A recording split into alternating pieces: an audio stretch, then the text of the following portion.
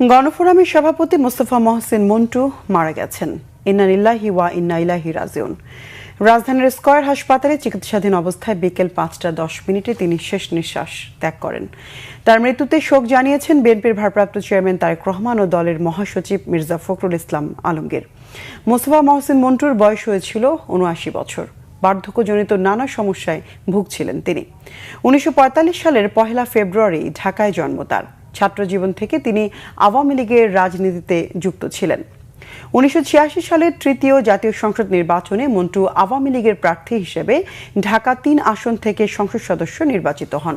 ১৯৯২ সালে ডক্টর কামাল হোসেনের নেতৃত্বাধীন গণফোরামে যোগ দেন। ২০০৯ সালে তিনি গণফোরামের সাধারণ সম্পাদক নির্বাচিত হন। ২০১৮ সালে একাদশ জাতীয় সংসদ নির্বাচনে তিনি ঢাকা ২ ও ঢাকা ৩ আসন থেকে গণফোরামের প্রার্থী হিসেবে এবং ঢাকা ৭ আসন থেকে জাতীয় ঐক্যফ্রন্টের প্রার্থী হিসেবে নির্বাচন করে পরাজিত হন।